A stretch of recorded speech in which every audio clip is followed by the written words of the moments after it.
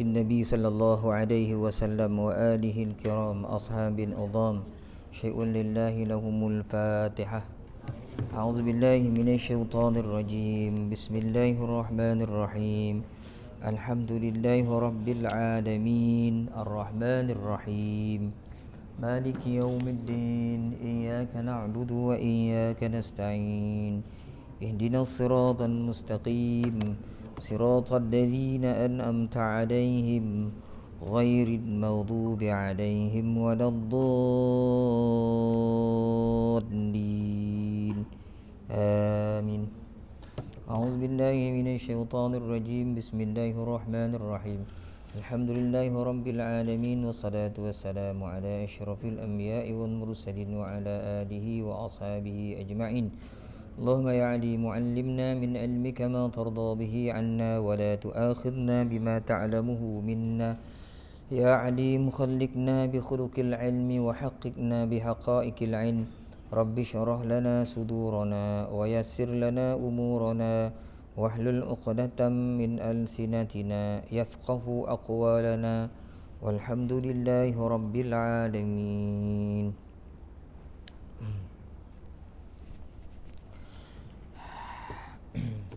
أعوذ بالله من الشيطان الرجيم. بسم الله الرحمن الرحيم.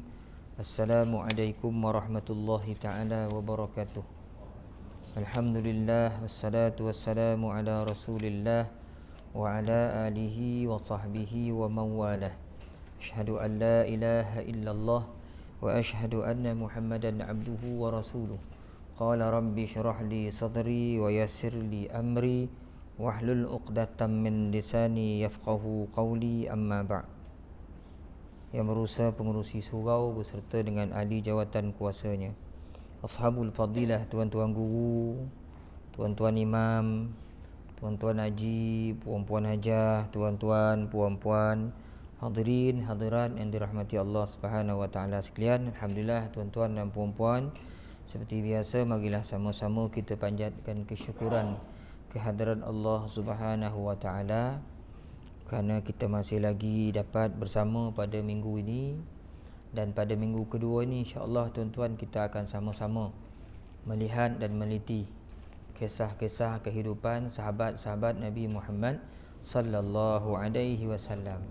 Mudah-mudahan apabila kita sering meneliti, melihat sejarah hidup orang-orang dahulu kala, lebih-lebih lagi yang ada kaitannya dengan Nabi Muhammad sallallahu alaihi wasallam, mudah-mudahan sikit sebanyak kita boleh ambil pengajaran, jadikan pedoman dalam kehidupan hari-hari mendatang kita insya-Allah tuan-tuan, mudah-mudahan. Jadi malam ni tuan-tuan kita tengok kisah, kita masih lagi sekitar kisah membincangkan bagaimana sebahagian daripada sahabat-sahabat Nabi Muhammad sallallahu alaihi wasallam memeluk Islam. Jadi pada hari ini kita tengok kisah yang berlaku kepada Khalid bin Sa'id bin As radhiyallahu anhu.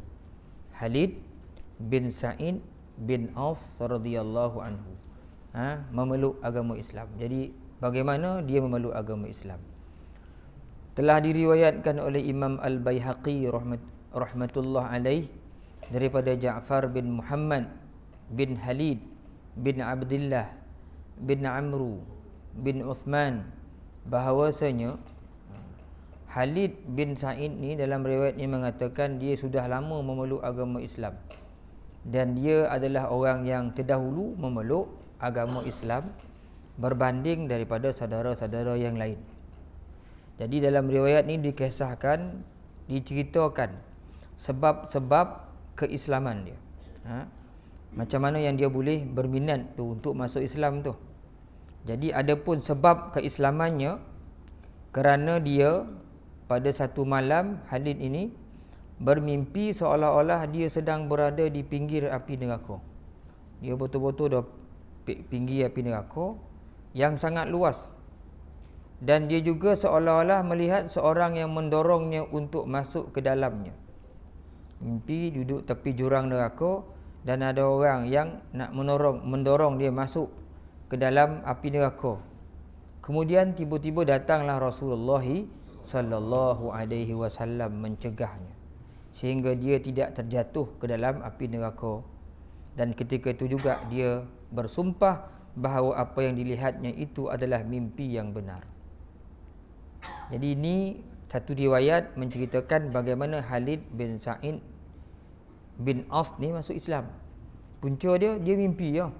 Mimpi duduk tepi neraka. Kemudian ketika ada seseorang nak menolaknya dalam neraka tu, Nabi datang. Jadi dia dapat hidayah melalui mimpi. Jadi mimpi, ada mimpi yang baik, ada mimpi yang buruk. Maka tak bolehlah kita tolak semua mimpi ni. Kerana ada sebahagian daripada kita ni, asalkan mimpi ya tak boleh terima lah. Tak boleh buat dalil katanya. Tak boleh percaya. Tapi ada, tak boleh nafikan ada mimpi-mimpi yang baik, berupa ilham daripada Allah. Jadi Khalid ni bila dimimpi macam tu, dia berjaga, dia sumpah bahawasanya mimpi itu benar. Kemudian dia terus bertemu dengan kalau tuan-tuan baca kitab ni, tapi kitab ni ada seorang dua ya ada kan. Ghazali ada, orang lain tak ada. Terjemah ni memang terjemah bulat-bulat. Jadi kan kalau kita baca kan kena hati-hati. Cuba tengok ini. Ketika dia bertemu dengan sahabat Abu Bakar bin Abi Quhafah, kalau kita baca kan, maknanya kita faham ketika Khalid ni bertemu dengan sahabat kepada Abu Bakar.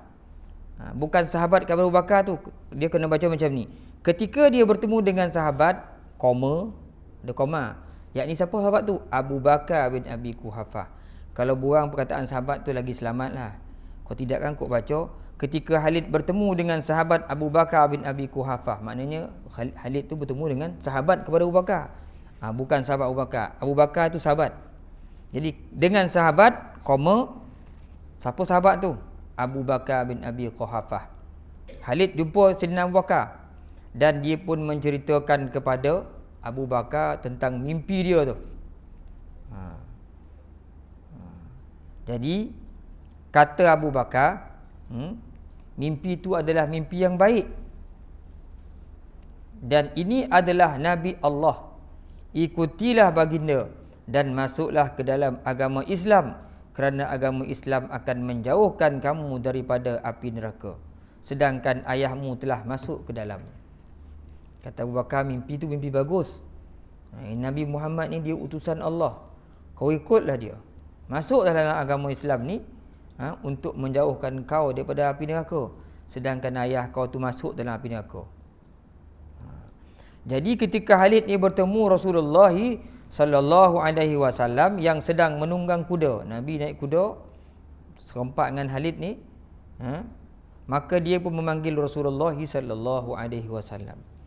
Ya Rasulullah, ya Muhammad, bagaimanakah ajakanmu itu? Kau menyeru orang kepada sesuatu, bagaimana bentuk ajakan kamu itu? Ajak ke mana? Jawab Nabi, sesungguhnya aku mengajakmu untuk bersaksi bahawa tidak ada Tuhan selainnya dan tidak ada sekutu baginya. Nabi sebut, aku ajak orang bahawa mereka itu bersaksi tidak ada Tuhan selainnya, yakni Allah. Dan aku bersaksi Allah Ta'ala itu Maha Esa. Dan kamu mesti bersaksi bahawa Muhammad itu adalah hambanya dan utusannya, dan tinggalkanlah sembahan berhala batu yang tidak mendengar dan tidak dapat memberikan manfaat maupun mudarat, dan tidak tahu pula siapa yang menyembahnya dan yang tidak menyembahnya. Tinggalkan semua berhala-berhala tu. Kau sembah pun dia tak kenal kau, dia pun tak tahu siapa sembah dia, kata Rasulullah. Maka Khalid bila dia mendengar kata-kata daripada Rasulullah sallallahu alaihi wasallam, lantas dia berkata, saksikanlah bahawa aku bersaksi tidak ada Tuhan selain Allah dan Muhammad adalah utusannya. Jadi dalam riwayat ni cerita Khalid ni masuk Islam sebab mimpi jumpa Rasulullah. Sedangkan kalau kita mimpi jumpa Rasulullah ni memang benarlah itu Rasulullah. Kerana syaitan, iblis, dia tidak boleh menyerupai baginda Nabi Muhammad sallallahu alaihi wasallam. Kok kita dalam kehidupan hari ni mimpi jumpa Rasulullah, jumpa orang lelaki sebut aku ni Rasulullah, sahlah itu Rasulullah. Ketika itu Rasulullah amat gembira dan Khalid pun pergi, tidak muncul-muncul lagi. Nabi suka seorang lagi masuk Islam, beriman dengan Allah dan Rasulnya. Apa yang berlaku kepada Khalid ni? Bila ayah dia tahu, bila ayah Khalid ni tahu bahawa Khalid ni telah masuk Islam, ditangkap Khalid ni, diseksa, didera anak dengan rotan, dipukulnya sehingga tangan dan kepala Khalid ni berdarah. Dan ayahnya janji takkan beri dia makan. Dalam riwayat yang lain, saya tak pasti belakang ni ada tak. Dalam riwayat yang lain mengatakan ayah ni bila dengar Khalid ni masuk Islam, disuruh saudara-saudara lain ni pergi cari Khalid ni, pergi cokau dia. Tangkap, maka dirotan, dipukul Khalid ni. Dipukul sampai berdarahlah tangan dan kepalanya. Dan ayahnya berkata dia takkan bagi Khalid ni makan. Apa jawab Khalid?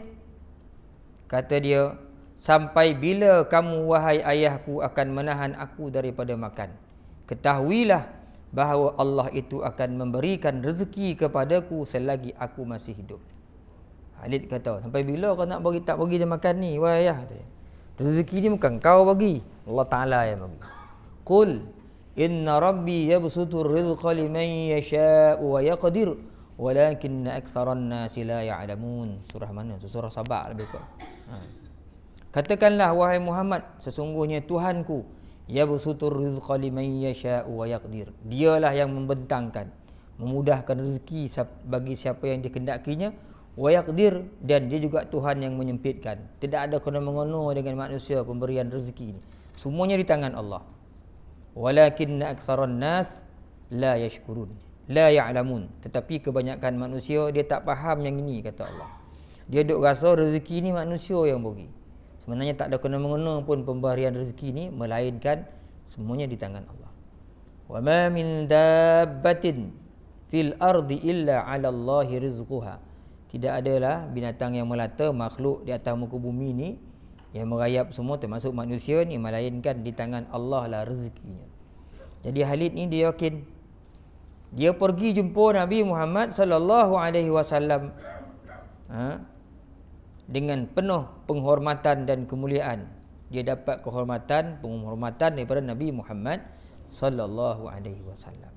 Ini satu riwayat cerita bagaimana Islamnya Khalid dan bagaimana cubaan, mihnah, dugaan yang dia terima selepas dia beriman dengan Nabi Muhammad sallallahu alaihi wasallam. Tapi nak cerita sahabat Nabi sampai tak bagi makan ni. Halau tak bagi makan. Hari ni kalau tak bagi makan ni memang kalahlah kita. Tapi Khalid ni dia kata rezeki aku Allah Taala yang beri.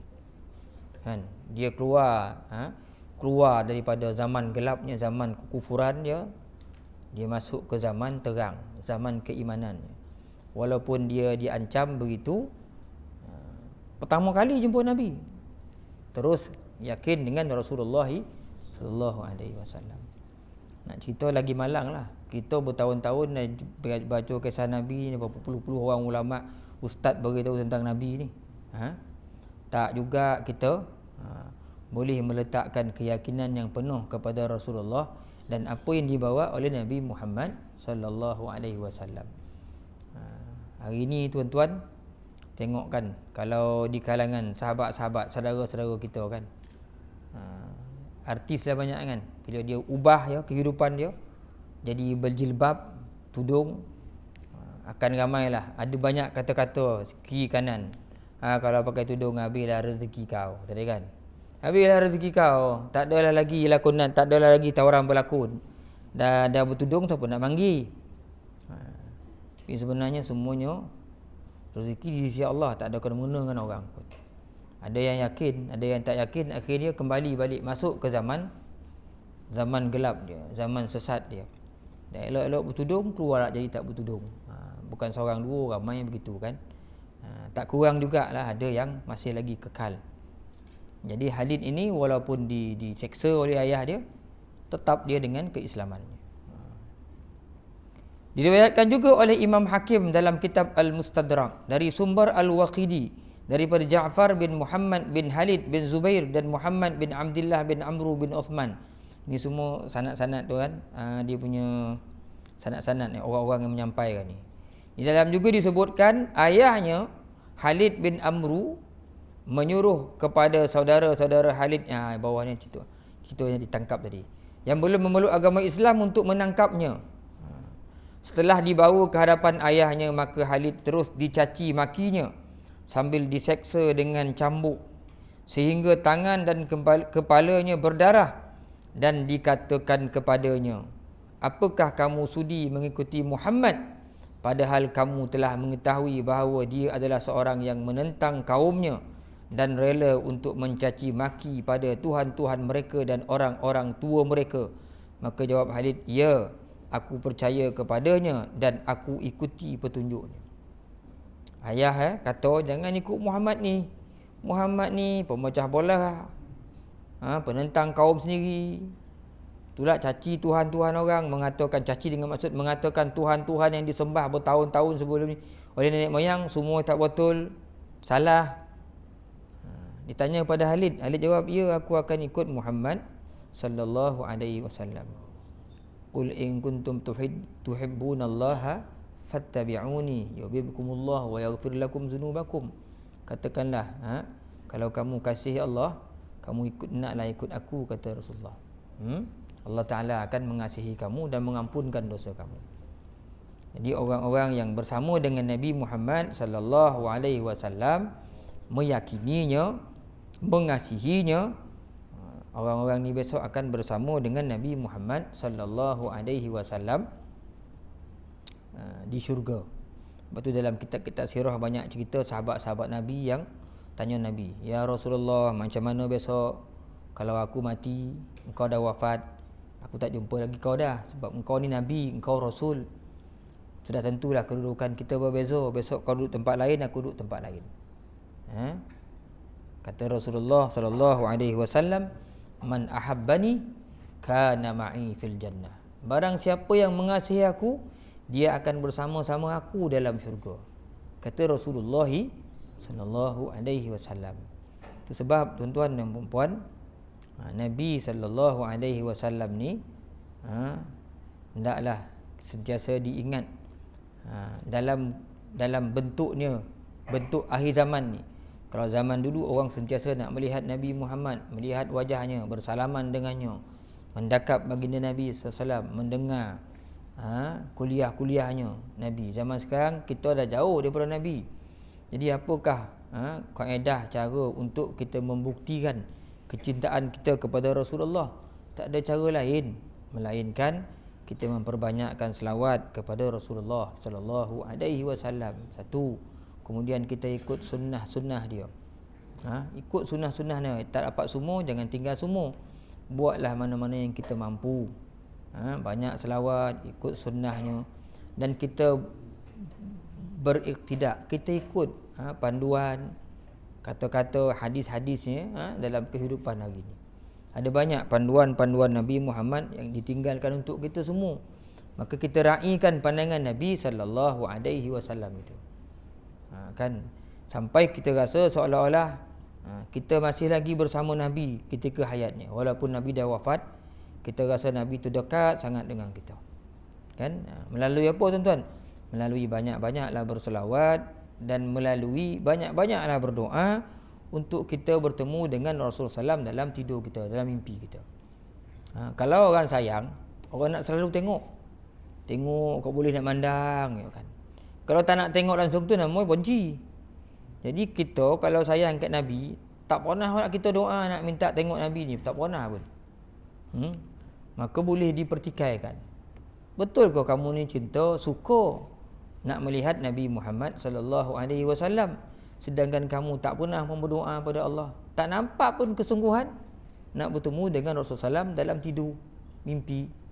Sesuatu yang ada kemungkinannya berlaku. Jadi orang yang sungguh-sungguh menyintai Nabi, mengasihi Nabi, berdoa sungguh-sungguh, insya-Allah dengan izin Allah Subhanahu wa taala, betul cara banyakkan selawat, insya-Allah diberi rezeki oleh Allah Taala untuk melihat Nabi Muhammad sallallahu alaihi wasallam. Oleh sebab itu tuan-tuan, pergiatkanlah, banyakkanlah selawat kita. Setiap hari mesti ada selawat. Tak banyak, sikit mesti ada secara khusus untuk Nabi Muhammad sallallahu alaihi wasallam. Dia tak cukup dalam sembahyang ni tuan-tuan.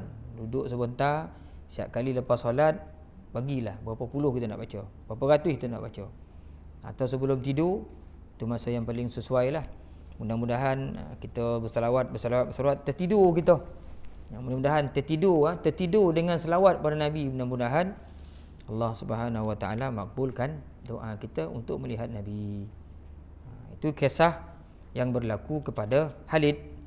Mendengarkan ucapannya itu, maka ayahnya marah dan menghalaunya serta berkata, "Pergilah kamu, hai orang durjana, dan aku akan mencegah kamu daripada mendapat makanan." Maka jawab Khalid, "Sampai bila kamu harus mencegah aku daripada mendapat makanan? Ketahuilah bahawa Allah itu akan memberikan rezeki kepadaku selama aku masih hidup. Nahnu narzuqukum wa iyyahum." Kamilah yang beri kamu makan. Maksud juga anak-anak kamu. Dalam sebahagian ayat dalam Quran kan. Ayahnya memperingatkan kepada anak-anaknya yang lain, jangan sampai ada yang bercakap dengan Khalid ni. Ayah pesan, jangan cakap langsung. Siapa yang bercakap nanti, dia kono macam Khalid kono tu. Akhirnya Khalid keluar rumah dan pergi mengikut Nabi Muhammad sallallahu alaihi wasallam. Dan ketika sampai kepada Nabi, Rasulullah muliakan dia dan menghargainya. Jadi hadis ini diriwayatkan juga oleh Ibnu Sa'ad dalam kitabnya, daripada Al-Waqidi, daripada Ja'far bin Muhammad, daripada Muhammad bin Abdullah, dalam hadis serupa dengan lengkap. Jadi hadis tentang Islamnya Khalid ni lebih kurang sama tuan-tuan, tapi di sini dibawakan dua hadis saja. Dan satu lagi riwayat dalam kitab Al-Isti'ab, bersumberkan daripada Al-Waqidi. Sebagai tambahan, kata dia di sini, bila Khalid ni Islam, dia sembunyikan daripada pengetahuan ayah dia. Dan dia dengan para sahabat Nabi yang lain berhijrah ke Habsyah.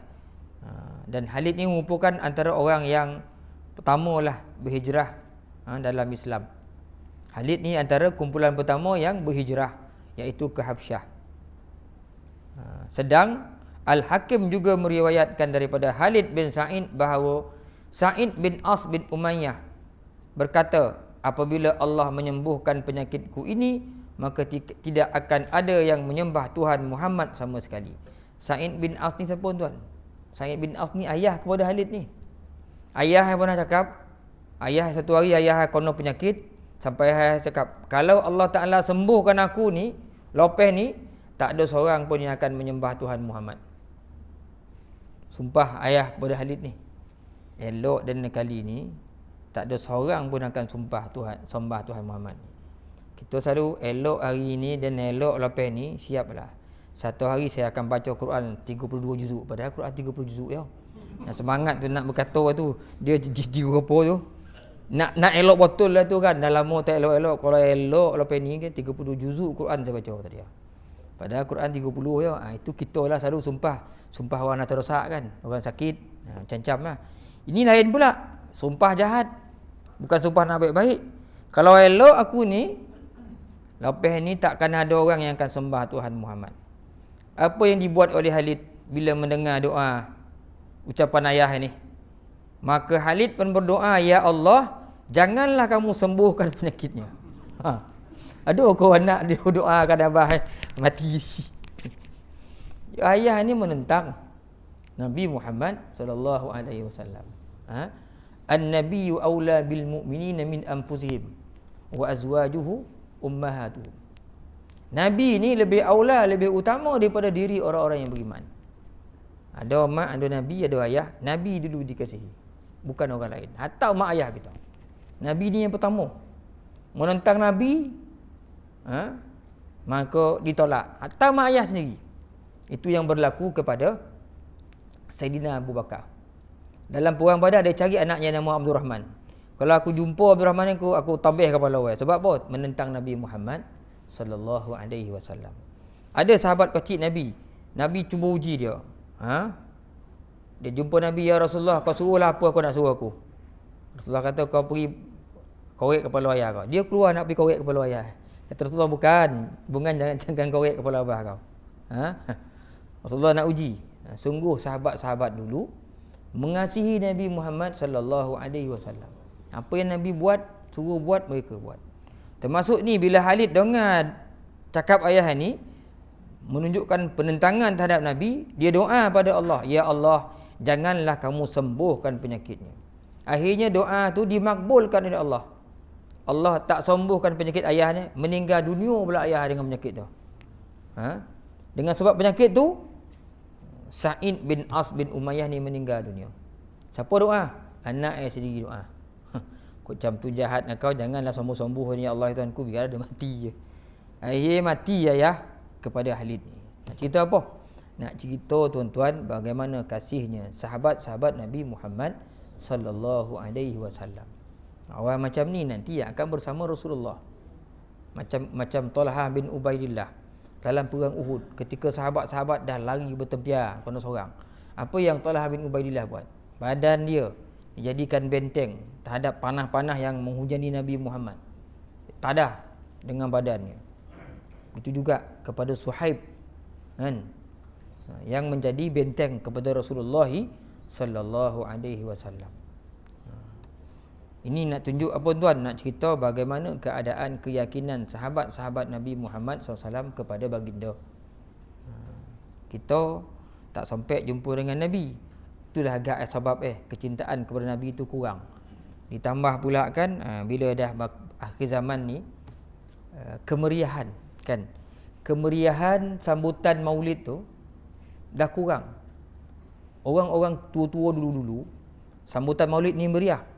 Bukan apa, nak timbulkan kecintaan. Di pondok-pondok tiap-tiap minggu buat maulid tok guru kita, supaya tak hilang perasaan pada Nabi Muhammad sallallahu alaihi wasallam ni, ingatan tak hilang. Dan itulah yang diajar oleh orang-orang dulu dalam kitab-kitab. Para tabi'in buat macam tu. Setengah-setengah negara Islam masih lagi. Macam di Indonesia kalau maulid siap bawa lori, kompang-kompang dah bersalawat te lori tu. Roboh kampung tu dia bersalawat. Kita tak ada dah, tak payahlah kita susah mana dah panggil ceramah sok. Itu apa? Sembelih kambing seekor, makan ke ramai tadi kan. Sedih yo. Kan balik lagi Apa cerita tadi bang ustaz tu? Kita biasa-biasa lah. Kita Nabi Muhammad nak cerita apa lagi kita. Tak ada benda baru pun. Ya Nabi Muhammad yang dulu sampai sekarang tu Nabi Mana ada bertukar-tukar Nabi tu? Kok bertukar-tukar boleh cerita orang lain. 2022 Nabi Muhammad, 2023 Nabi nama Isa. Banyaklah cerita. Tak cerita ni Muhammad dulu sampai sekarang itulah dah Nabi yang kita cerita. Tapi nak cerita apa tu? Kemeriahan tu akhirnya hilang sekaligus menghilangkan ingatan anak-anak. Salah satu sebab kenapa dulu orang buat maulid ni nak mengingatkan kembali. Tuan-tuan tengok dalam zaman apa ni? Raja apa nama tu yang buat? Abu Sa'id apa nama itu? Antara raja yang paling banyak mengeluarkan hartanya sebab dia tengok orang dah tak apa nak ingat Nabi, buat maulid besar-besaran. Sebab tu dalam sebuah kitab tarikh, tuan-tuan tengok orang-orang zaman dulu bila dia buat maulid ni, bila sampai hari 12 Rabiul Awal, malam 12 Rabiul Awal tu, tok-tok guru di Makkah tu akan keluar. Semua rumah-rumah orang bendorang, jalan-jalan dihiasi dengan lampu-lampu. Bermula dengan tok guru, mereka keluar beramai-ramai bertahlil, diikuti oleh orang semua keluar. Orang tua, orang muda, budak-budak yang tak boleh jalan dipapah semua, budak-budak didukung, semua tinggal rumah. Jalan ramai-ramai sambil bertahlil menuju ke tempat kelahiran Nabi Muhammad sallallahu alaihi wasallam. Beri bayang tu. Makin lama kumpulan tu makin besar. Mana rumah ni lalui semua keluar ikut sampailah tempat lahir Nabi Muhammad sallallahu alaihi wasallam. Maknanya apa? Orang dulu berharap sambil bertahlil menuju ke tempat lahir Nabi. Sampai di situ akan ada guru yang membacakan kisah-kisah keistimewaan, kelebihan Nabi Muhammad sallallahu alaihi wasallam. Ceritakan Nabi ni, Nabi gini, Nabi ni. Didengar oleh semua orang. Lebih-lebih budak-budak kecil. Supaya nanti ditanamkan dalam hati dia, ni Nabi kita ni hebat. Cerita khasais, keistimewaan Nabi. Nabi itu macam ni, Nabi itu macam ni, Nabi itu macam ni, Nabi. Berpanjangan, saban tahun cerita tu diulang-ulang. Supaya nak dipasak dalam hati anak-anak ketika itu bahawa kita punya Nabi yang hebat. Kan? Tapi lama kelamaan sambutan tu kurang dan tak dibuatlah. Daun dulu memang betul berharap bersungguh-sungguh. Sampai sekarang ni orang nak berharap malulah. Ya bona lah macam tu khabar. Ya bona lah kata dia. Akhirnya anak-anak kita pun dah tak apa nak sayang Nabi dah.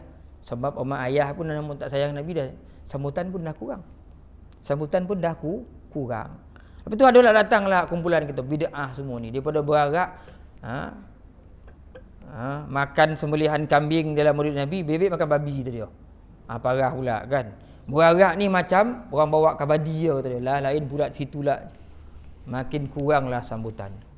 Padahal niat kepada perarakan sambutan dibaca cerita-cerita Nabi ni supaya orang sayang kat Nabi. Jadi anak-anak membesar dengan cerita kehebatan Nabi dia. Besok dah cerita kat kawan-kawan ni. Kan? Jadi di situlah orang putih dia mengambil kesempatan. Kan? Orang putih dia mengambil kesempatan. Lepas dia kalah banyak kali dalam perang salib, perang itu dia tahu. Orang tarikh barat ni berfikir. Orang Islam ni kok kita ajak dia perang tak boleh dah. Akhir pada peperangan dia menang. Macam mana pun bentuk kesudahan perang tu dia menang. Kalau dia menang perang dia menang. Kalau dia kalah pun dia rasa dia menang gitu. Menyakitkan hati dia. Kok dia kalah dia mati syahid. Dia menang. Kok dia menang memang dia menang. Akhirnya ditukar bentuk peperangan jadi ghuzwatul fikri. Peperangan pemikiran. Kan? Tu yang akhirnya di apa? Macam saya sebut dekat surau Senama baru ni. Apa orang putih buat? Dibagi kita hero-hero. Dilahir satu watak Ultraman. Semualah macam kita dulu kan. Beliau kita tengok Ultraman. Daripada dulu Ultraman sampai sekarang. Dah berpuluh-puluh Ultraman dah. Ultraman Daya lah, Ultraman Breeze lah. Tak apa Daya ada, Breeze ada tak? Ultraman Fab lah, Ultraman tak apa. Daripada hitam putih Ultraman tu sampai warna-warna dah Ultraman tu hari ni. Tak habis-habis kojo apa ni melawan raksasa. Sampai saya berkocok cik marah sikit tanya. Kita Ultraman. Hari tu anak kita semua kata Ultraman lah hebat. Dia tak habis kat situ, dia tahu kita jangan bagi orang ni idola dia Muhammad. Lupa kan. Disorang kita, otak kita diajar. Dihantar pula steering, Rick Jason, Wick Morrow, Combat, semua jadi askar apa tu anak-anak kita. Masuk kebun bawa senapang, kan? Tahun bila cerita Combat tu tuan? Teman-teman kan? Ingat nama-nama watak tu, saya pun jadi ingat. Dick Jason, Wick Morrow, Kirby. Ingat lagi tuan. Diajar watak kita. Habis anak kita ingat Dick Jason, Wick Morrow, Kirby dia ingat.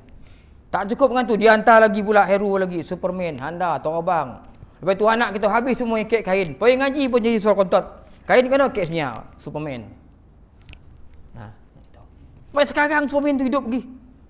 Dia hantar Batman pula, dah jadi Batman pula anak kita. Dia hantar Spiderman, dah nak melokap kat dinding dengan budak-budak ni. Kan? Mana Nabi tak tahu. Ini semua watak-watak yang diwujudkan sampai ke hari ni tuan. Cerita tu bersanad cerita tu sampai ke hari ni anak-anak kita baju Superman, Batman, Ultraman, baju macam. Oh lagi watak-watak dihidup diwar-warkan tengah masyarakat. Akhir orang tak nak bincang lagi siapa Muhammad sallallahu alaihi wasallam. Dulu saya sebut kan dekat Senama. Batman memang kuat, Superman memang kuat, Spiderman memang kuat, tapi bangang. Dia tak layak jadi hero. Orang putih dia bangang-bangang gitu. Dia saja buat watak kuat, perkasa, tapi bangang. Kita pun bagus Superman ni. Kenapa bangang? Sebab dia pakai seluar dalam kat luar. Nama seluar dalam. Seluar dalam ni mesti kat dalam.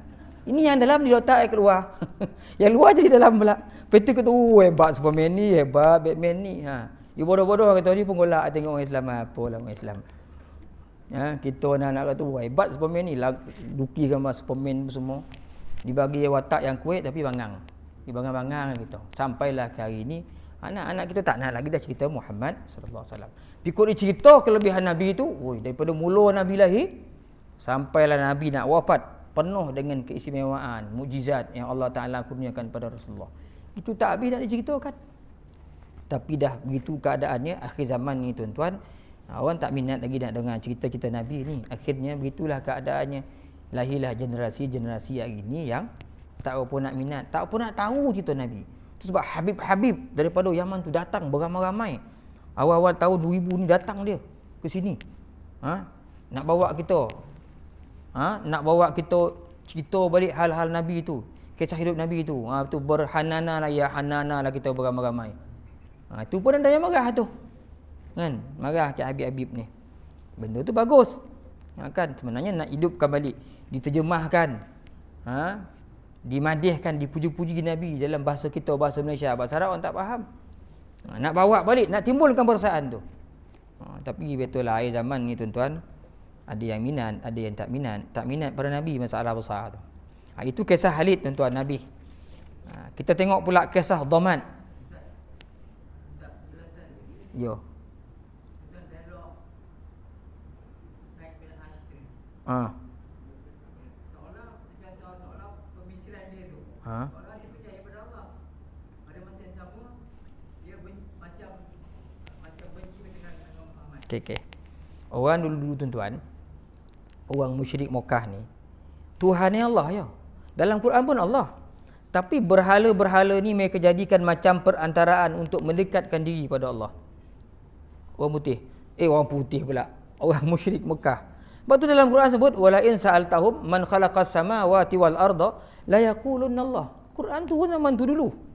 Allah Taala sebut kalau kamu tanya mereka man khalaqas samawati wal arda, siapa jadikan langit bumi ni? La yaqulunna Allah. Mereka kata Allah Taala. Mereka Tuhan Allah, sumpah pun Allah wallahi wabillahi. Tapi berhala ni jadikan macam perantaraan. Nak mendekatkan diri pada Allah ni guna berhala, guna Tuhan-Tuhan yang lain. Tuhan ni tak nampak, yang Tuhan kita sembah ni nampak. Itu kefahaman orang-orang Arab jahiliah zaman Nabi, musyrik dulu. Allah itu Tuhan ni. Sebab perkataan Allah ni kalau dibahaskan ilah kan, ilah ni maksud sembahan. Jadi ada banyak ayat dalam Al-Quran yang menyebutkan ayat wala in sa'altahum man khalaqas samawati wal ardi la yaqulunna Allah. Ada banyak. Itulah maksudnya menduakan Allah, mensyirikkan Allah. Menduakan Allah. Yakin ke Allah. Dalam masa yang sama ada Tuhan-Tuhan lain dipercaya. Tuan-tuan depan ni saya ingat akan jumpa kisah Dhamad yang akan jumpa nanti lebih jelas. Ada banyak dalam siri-siri Islamnya Nabi ni, Islamnya sahabat Nabi ni, ada banyak berlaku dialog-dialog dalam kitab-kitab sirah ni. Bagaimana Nabi tanya orang-orang yang belum Islam, sahabat yang belum Islam ni, siapa Tuhan kau? Ada yang kata Tuhan 8, 7 lah. Tuhan tu sebahagian kat bumi, sebahagian kat langit. Yang langit tu Allah satu je, yang bawah ni banyak lagi. Sebab tu maknanya keyakinan kat Allah tak tu ada. Tapi dia menyekutukan Allah Subhanahu wa taala. Seingat ada lepas ni tuan-tuan. Kita tengok kisah Dhamad ni. Dhamad radhiyallahu anhu memeluk agama Islam. Jadi ini kejut saya. Masuk baru isyak bagi kawasan Rembau dan kawasan sewaktu dengannya. Sikit lagi tuan ya. Baru setengah jam kan. Diriwayatkan oleh Imam Muslim dan Imam Baihaqi daripada Ibnu Abbas radhiyallahu anhu bahawa sahabat Dhamad, tengok bukan sahabat Dhamad ni, bahawa sahabat yakni Dhamad namanya. Dhamad ni datang ke bandar Mekah daripada tanah Uzdi Syanuah, nama tempat dia lah. Jadi dia ni Dhamad ni seorang tabib. Tabib ni kira macam apa ni? Perawat lah atau dukun lah ni. Tabib macam doktor lah zaman tu. Ngubek orang lah. Dia jenis ngubek orang ni. Yang dia pandai mengubat penyakit gila. Atau yang kena gangguan, jin, syaitan, makhluk halus, makhluk kasar, bunian ke apa-apa. Dia ni pandai. Si Dhamad ni. Jadi dia sampai Mekah. Sampai di Mekah, dia dengar orang bercerita tentang Muhammad ni. Masa tu dia pun tak kenal Rasulullah Muhammad sallallahu alaihi wasallam. Di mana dia dengar orang kata Muhammad ni konon penyakit gila. Orang gila. Maka Dhamad ni tanya, "Kat mana orang gila tu?" Tanya Rasulullah lah. Mungkin aku dapat sembuhkan dia sebab ramai dah yang sembuh di tangan Dhamad ni. Maka dia cari Rasulullah sebab dengan niat nak mengubek Nabi yang gila tu. Dan ketika dia bertemu dengan Nabi Muhammad sallallahu alaihi wasallam,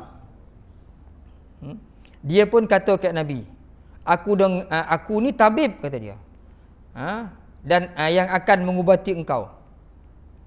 Mungkin aku dapat, marilah aku ubati, kata dia. Jadi aku dengar kau ni kena penyakit gila, orang kaum kau cakap. Jadi aku ni tabib, aku boleh ubat engkau. Rasulullah pun bersabda, syukur alhamdulillah. Ini terjemahan tuan-tuan. Dan kepadanya aku memuji dan meminta pertolongan. Siapa yang ditunjukkan oleh Allah, maka dia tidak akan tersesat. Sedangkan siapa yang dibiarkan oleh Allah, maka dia akan tersesat. Aku bersaksi bahawa tidak ada Tuhan selain Allah yang Maha Esa dan tidak ada sekutu baginya. Nabi ucapkan 3 kali. Bila Dhammat ni dengar perkataan ni, dia pun cakap, sesungguhnya aku ini sudah sering mendengar segala apa-apa yang pernah diucapkan oleh para tabib dan para penyair. Namun tidak pernah sama sekali aku mendengar seperti kalimah-kalimah yang kau ucapkan tu. Aku dengar dah mentera-mentera jampi serapah orang tabib-tabib ni dulu. Tapi tak pernah dengar lah cakap macam kau ni. Kerana itu wahai Muhammad, hulurkan tanganmu untuk aku berbai'ah kepadamu dan agama Islam. Berbai'ah ni maksudnya mengikat janji setia. Beriman dengan Nabi. Nabi pun terus membai'ah Dhammat dan juga atas nama seluruh kaumnya. Jawab Dhammat, ya, aku berbai'ah ini juga atas nama kaumku. Dia ketua kaumku, wallahu alam lah. Nabi bai'ahkan dia dengan kaum-kaum sekali. Kemudian Nabi pun dia selesai dia Islam di tangan Rasulullah, dia pun balik ke kampung tanah air dia, ke kampung dia. Satu ketika Nabi mengirim seangkatan pasukan melalui daerah kampung Dhammat ni. Maka kata pasukan yang melalui daerah kaum Dhammat, kata pasukan tu, apakah ada yang kamu tangkap daripada orang-orang itu? Salah seorang daripada anggota pasukan itu berkata, ya, aku dapati seorang yang aku tangkap itu dalam keadaan yang suci. Maka kata ketua pasukan itu, lepaskan sahaja orang itu kerana orang itu termasuk kaumnya Dhammat. Nabi pernah hantar tentera. Tentera kocik-kocik kan, dakwah nyoru kampung-kampung ni. Dan Nabi pernah, sahabat Nabi ni, angkatan tentera Nabi pernah tertangkap seorang. Dalam hadis yang lain, dia tangkap dengan dia rampas unta-unta sekali. Bila disiasat-siasat, rupa ini kaum Dhammat ni, maka Rasulullah lepaskan dan Rasulullah pulangkan balik unta-unta dia. Itu ada berlaku dalam banyak riwayat-riwayat lah. Dalam riwayat yang lain ada disebutkan di sini daripada Imam Nasa'i, Imam Baghawi, Imam Musaddad dalam kitab Musnadnya, di mana diceritakan di sini bahawa Dhammat ni pernah berkata, pernah aku menemui Abdul Rahman Al-Adawi. Pernah aku datang ke bandar Mekah untuk berumrah. Jadi Dhammat datang ni dalam riwayat yang lain, riwayat daripada Imam Nasa'i, Imam Baghawi dan Musaddad. Dhammat datang ke Mekah nak buat umrah. Kemudian dia duduk dalam majlis, orang berbual-bual. Dalam tu Abu Jahal ada, Utbah ada. Ni semua dogi-dogi semua ni. Abu Jahal, Utbah bin Rabi'ah dan Umayyah bin Khalaf. Semua dogi-dogi yang menentang Nabi ni. Abu Jahal bercakap, Dhammat dengar. Orang ini, yakni Muhammad, kata Abu Jahal, telah memecah belah persatuan kaum kami dan menghina pemimpin kami, serta menyesatkan orang yang telah mendahului kita dan mencaci maki Tuhan-Tuhan kami. Kemudian Umayyah jawab, memang orang itu tidak salah lagi, seorang yang gila.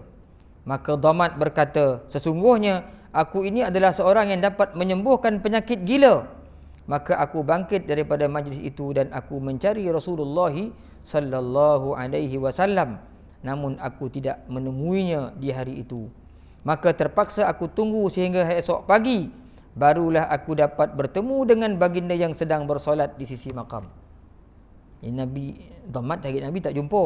Esok tu dia cari Nabi dekat makam Ibrahim, dekat Kaabah. Dia tunggu Nabi selesai sembahyang. Lalu dia jumpa Nabi, dia pun cakap, wahai cucu Abdul Muttalib, kata dia. Mendengar panggilan tu, Nabi pun menoleh kepada Dhammat ini. Dan Nabi tanya, apa yang kau nak? Apa keperluan kau? Kata Dhamat, aku ni datang sebab aku dapat menyembuhkan penyakit gila yang terkena gangguan jin. Dia offer diri kat Nabi ni. Sebab Abu Jahal kata Nabi gila. Aku ni kata dia boleh sembuhkan penyakit gila. Kalau kena gangguan jin ke. Maka bila engkau mahu untuk aku sembuhkan, marilah aku sembuhkan katanya. Kerana aku sudah dapat menyembuhkan orang-orang yang lebih parah daripada engkau ni. Ni nampak macam elok ni kata dia. Orang lagi teruk daripada engkau ni aku dah ubatkan. Dia jumpa Nabi. Aku dengar kaum kau cakap, kau ni memecahkan persatuan. Kau sesekkan orang tua kaum kau yang dah mati. Kau caci Tuhan-Tuhan ni. Jadi benda ni tak berlaku melainkan sebab kau ni terkena gangguan jin. Dia khabar Nabi kena gangguan jin. Gangguan lah ni. Ni ada gangguan budak ni kan. Setelah mendengar ucapan itu, maka Rasulullah SAW berkata, sesungguhnya aku bersyukur kepada Allah dan aku meminta tolong kepadanya dan aku pun beriman dan bertawakal kepadanya. Maka siapa yang diberi hidayah oleh Allah, dia tidak akan tersesat, dan siapa yang dibiarkan oleh Allah, maka dia akan tersesat. Tadi ni cakap yang Nabi nak sebut seperti awal tadilah. Bila Dhamat dengar, kata Dhamat, seolah-olah aku baru saja dengar ucapan ni, kata dia, yang tak pernah aku dengar sebelum ni. Diucapkan oleh Rasulullah sallallahu alaihi wasallam. Oleh kerana itu aku meminta kepada Rasulullah agar mengulanginya kembali, sehingga baginda mengulanginya sekali lagi. Aku bertanya, kepada siapakah engkau berseru? Jawab Rasulullah sallallahu alaihi wasallam, aku berseru agar kamu percaya kepada Allah yang Maha Esa dan tidak bersekutu, dan kamu tinggalkan persembahan berhala, dan hendaklah kamu bersaksi bahawa aku adalah pesuruh Allah. Nabi berdakwah kepada Dhamat. Dhamat tanya lagi, kalau aku ni Islam, wahai Muhammad, apa balasan dia? Nabi jawab, disediakan untukmu syurga. Bila dengar syurga, maka aku pun terus berikrar di hadapannya, aku bersaksi bahawa tidak ada Tuhan selain Allah yang Maha Esa dan tidak bersekutu baginya, dan aku juga berlepas diri daripada sembahan kepada berhala, dan aku pun juga bersaksi bahawa engkau ini adalah utusan Allah dan hamba-Nya. Aku kemudian tinggal bersama baginda sehingga aku dapat belajar beberapa surah daripada Al-Quran. Dhamat ni tinggal lama kat Mekah mengaji dengan Nabi Muhammad sallallahu alaihi wasallam sehingga dia dapat belajar beberapa surah daripada Nabi Muhammad sallallahu alaihi wasallam. Jadi hadis yang sama juga ni.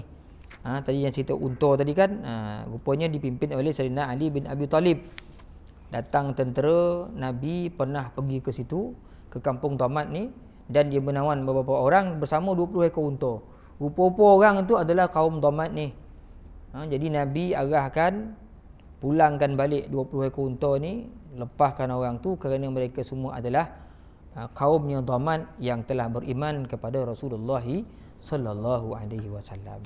Ini dua kisah tuan-tuan, satu tentang Khalid, yang kedua tentang kisah Dhamat radhiyallahu anhu memeluk Islam. Lepas ini tu ada banyak lagi ni, Husain, ada 2-3 lagi lah. Ini semua kisah-kisah sekitar kisah bagaimana keadaan sahabat-sahabat Nabi dulu memeluk agama Islam. Wallahu alam tuan-tuan. Ada banyak lagi sebenarnya cerita-cerita ni, sahabat-sahabat Nabi, keadaan mereka memeluk Islam ni. Saya ingat tuan-tuan cukuplah sekadar tu untuk malam ni. Kisah Khalid dengan kisah Dhamat. Apa yang penting tuan-tuan dan puan-puan, kita baca kisah-kisah sahabat Nabi ni, mana-mana yang kita dapat jadikan pengajaran, ibrah, petunjuk dalam kehidupan kita, bolehlah sama-sama kita